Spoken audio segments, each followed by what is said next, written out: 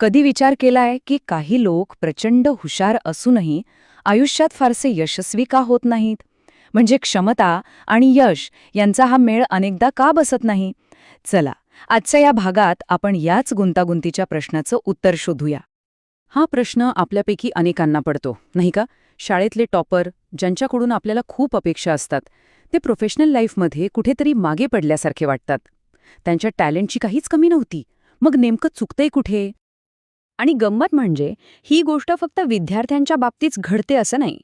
अनेक लोकांना त्यांची आवडती नोकरी मिळूनही त्यात समाधान मिळत नाही.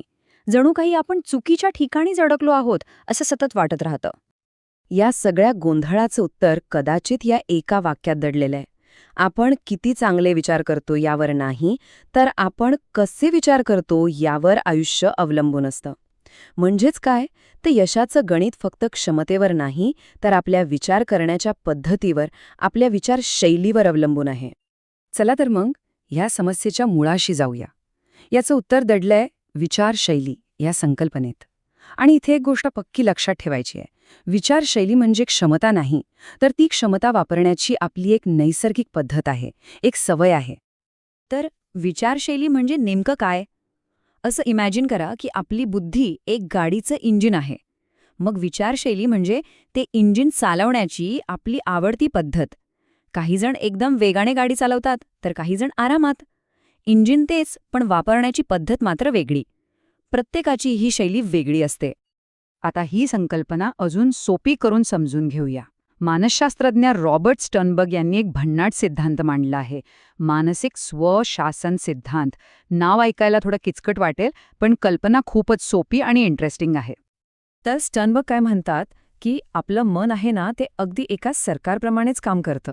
जसं एखादं सरकार देशाचा कारभार चालवतं, तसंच आपलं मन आपल्या विचारांचं मॅनेजमेंट करतं. आपल्या मनाची रचना ही जणू काही शासनाच्या रचनेचा आरसाच आहे. बघा, जसं सरकारमध्ये कायदे बनवणारे, ते लागू करणारे आणि त्याचं मूल्यांकन करणारे असे वेगवेगळे विभाग असतात, तसंच आपलं मनही काम करतं. या सिद्धांतानुसार खरं तर अनेक विचारशैली आहेत, पण आज आपण फक्त 2 महत्त्वाच्या जोड्यांवर फोकस करणार आहोत, ज्यांचा आपल्या रोजच्या जीवनावर खूप मोठा परिणाम होतो. चला तर मग बघूया विचारशैलीची पहिली आणि सगळ्यात इंटरेस्टिंग जोडी. ही जोडी ठरवते की एखादी व्यक्ती मोठ्या चित्रावर म्हणजे जंगलावर लक्ष केंद्रित करते की छोट्या छोट्या तपशिलांवर म्हणजेच झाडांवर. हे बघा, हे चित्रच सगळं काही स्पष्ट करत आहे. सर्वंकष विचारशैलीची व्यक्ती संपूर्ण जंगल पाहते, तिला एकूण चित्र म्हणजे बिग पिक्चर समजून घेण्यात जास्त रस असतो. याउलट सूक्ष्म विचारशैलीची व्यक्ती एका पानावरच्या शिराही बारकाईने पाहू शकते, तिला तपशील खूप महत्त्वाचा वाटतो. जे सर्वांकष विचारशैलीचे लोक असतात ना, ते मोठे विचारवंत असतात, विजनरी असतात. त्यांना एका चौकटीत बांधलेलं अजिबात आवडत नाही. ते भविष्याचा वेध घेतात, लाँग टर्म ध्येय ठेवतात. म्हणूनच त्यांना निबंध किंवा कथा लिहिण्यासारख्या गोष्टींमध्ये जास्त मजा येते, जिथे कल्पनाशक्तीला पूर्ण वाव मिळतो. आणि याच्या अगदी उलट असतात सूक्ष्म विचारशैलीचे लोक. ते तपशिलांमध्ये रमतात, त्यांना छोटी छोटी क्लिअर टार्गेट्स असलेली कामं खूप आवडतात. ते दिलेल्या सूचना तंतोतंत पाळतात आणि म्हणूनच MCQ सारख्या परीक्षांमध्ये त्यांची कामगिरी खूप चांगली असते. ओके, तर आता वळूया विचारशैलीच्या दुसऱ्या महत्त्वाच्या जोडीकडे. ही जोडी ठरवते की आपल्याला सामाजिक वातावरणात कसं काम करायला आवडतं. एक साधा प्रश्न आहे, आपल्याला एकटं काम करायला जास्त आवडतं की ग्रुपमध्ये? याच प्रश्नावर ही शैली अवलंबून आहे. आंतरिक शैलीचे लोक एकांतात काम करून जास्त ऊर्जा मिळवतात, ते थोडे अंतर्मुख असतात. तर बाह्य शैलीचे लोक इतरांमध्ये मिसळून उत्साही होतात, ते बहिर्मुख असतात. आता ही आंतरिक आणि बाह्य शैलीमधला फरक समजून घेण्यासाठी ना, एक छोटीशी पण खूप महत्त्वाची गोष्ट आहे. एका शिक्षिकेला असं वाटलं की तिच्या वर्गातला एक हुशार मुलगा पुढच्या वर्गात जाण्यासाठी अजून तयार नाही. पण का? आता प्रश्न पडला असेल की तिने असं का म्हटलं असेल? तर कारण असं होतं की तो मुलगा वर्गातल्या इतर मुलांमध्ये मिसळण्याऐवजी नेहमी एकटाच खेळायचा किंवा अभ्यास करायचा. त्याला स्वतःच्या विश्वात रमायला खूप आवडायचं. आणि इथेच खरा मुद्दा आहे. त्या शिक्षिकेचा खूप मोठा गैरसमज झाला होता. ती मुलाच्या एकटं काम करण्याच्या नैसर्गिक पसंतीला म्हणजे त्याच्या विचारशैलीला सामाजिक कौशल्याची कमतरता समजत होती. हा एक क्लासिक गोंधळ होता, शैली विरुद्ध क्षमता. खरं तर तो मुलगा आंतरिक विचारशैलीचा होता. म्हणजे काय? तर त्याला एकटं काम करायला आवडत होतं आणि त्याची एनर्जी तिथूनच येत होती. याचा अर्थ असा अजिबात नव्हता की तो इतरांशी जुळवून घेऊ शकत नव्हता. ही फक्त क्षमता आणि शैली यांच्यातली गल्लत होती. याउलट बाह्य शैलीच्या व्यक्तींना गटात काम केल्याने एक वेगळीच ऊर्जा मिळते.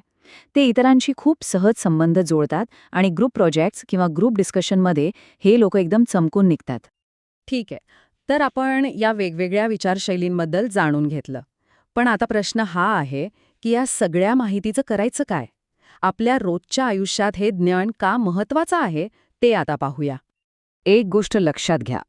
कोणतीही विचारशैली चांगली किंवा वाईट नसते. प्रत्येक शैलीचं स्वतःचं असं महत्त्व आहे. यशाची खरी किल्ली आहे ती आपल्या नैसर्गिक शैलीला ओळखण्यात आणि गरजेनुसार त्यात बदल करण्याची लवचिकता ठेवण्यात. हे ज्ञान सगळ्यांसाठीच खूप महत्त्वाचं आहे. विद्यार्थ्यांनी आपली शैली ओळखून अभ्यासाची योग्य पद्धत निवडावी. पालकांनी मुलांच्या शैलीचा आदर करून त्यांना प्रोत्साहन द्यावं. आणि शिक्षकांनी वर्गात वेगवेगळ्या पद्धती वापरल्या पाहिजेत, जेणेकरून प्रत्येक मुलाला शिकण्याची समान संधी मिळेल. थोडक्यात सांगायचं झालं तर यश हे एका कोड्यासारखं आहे. जेव्हा आपली नैसर्गिक विचारशैली आणि आपण करत असलेलं काम हे दोन तुकडे परफेक्टली जुळतात, तेव्हाच यशाचं चित्र पूर्ण होतं आणि तेव्हाच कोणतीही व्यक्ती आपली सर्वोत्तम कामगिरी करू शकते.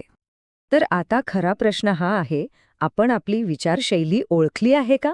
आणि त्याहीपेक्षा महत्त्वाचं म्हणजे यशाच्या जवळ जाण्यासाठी त्यात आवश्यक ते बदल घडवून आणायला आपण तयार आहोत का?